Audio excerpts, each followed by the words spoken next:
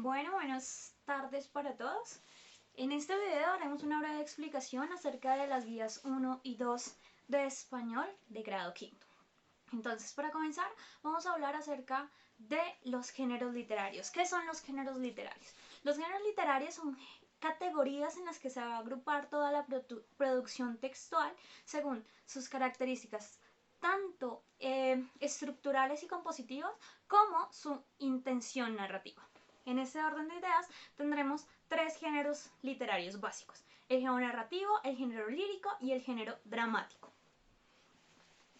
El género narrativo es aquel que utilizamos para narrar o relatar o contar algo, una historia, un suceso, un acontecimiento e incluso el chisme que le cuento a mi amiga, a mi amigo. Eso es género narrativo. ¿Listo? Presenta como características que generalmente se va a escribir en prosa y que su narración va a ser hecha en un orden específico. Este orden puede ser cronológico o anacrónico, es decir, puede ser de forma lineal, paso a paso según cada uno de los acontecimientos, o de forma con saltos temporales. ¿Listo? Va a contar siempre con un narrador. Ese narrador puede ser de tres clases básicos: omnisciente, testigo o personaje. Y su estructura básica siempre va a ser inicio, nudo, desenlace, con características más en unos casos que en otros. Por ejemplo, el cuento tiene inicio, nudo, desenlace, pero la fábula tiene inicio, nudo, desenlace y moraleja. ¿Listo? Ese sería entonces nuestro género narrativo. Por otro lado tenemos el género lírico. El género lírico es aquel que se utiliza para expresar sentimientos, emociones del autor. ¿Listo? Se caracteriza principalmente porque va a estar escrito en primera persona, va a utilizar un lenguaje rico o lleno de figuras literarias o retóricas y suele usarse en verso. ¿Listo? Y el verso pues va a presentar unas características muy específicas: es que va a tener rima y va a tener métrica. ¿Qué es esto de que tenga rima o métrica? Que va a tener una... que el final de sus palabras, el final de sus oraciones va a terminar igual según el tipo de rima que tenga. Entonces, si pensamos en una rima consonántica, vamos a decir que va a rimar tanto la última consonante como la última vocal de cada verso. Y así sucesivamente en cada una de las estrofas. ¿Listo? Este sería así, más o menos el género lírico. Un ejemplo de un texto lírico vendría a ser: a mí me gusta el verano, a mí me gusta que haga sol, a mí me gustan los helados de chocolate, fresa y limón.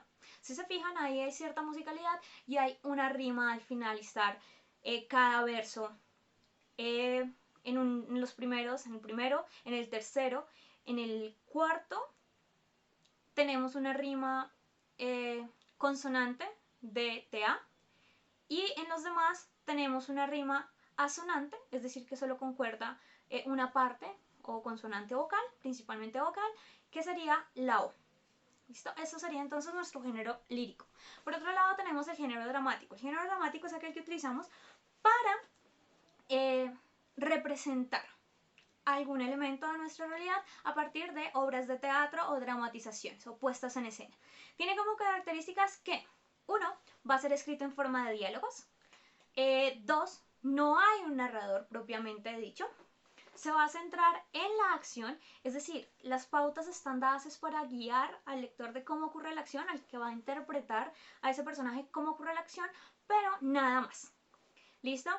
Puede escribirse tanto en verso como en prosa y posee acotaciones. ¿Qué son las acotaciones? Son comentarios fuera del diálogo que tienen como fin explicar algún elemento a bien sea el actor o el lector de la obra, algunos aspectos más puntuales de tiempo, de lugar, de actitud que puede tener la escena o acto en ese momento específico.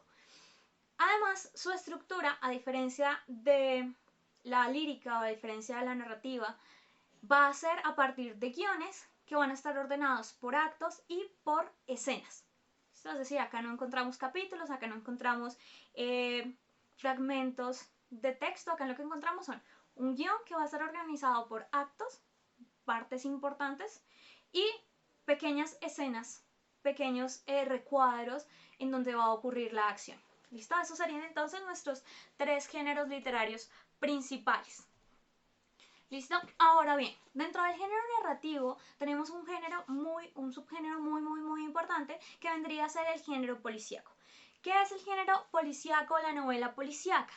Es una novela extensa que se va a centrar en un crimen. ¿Listo?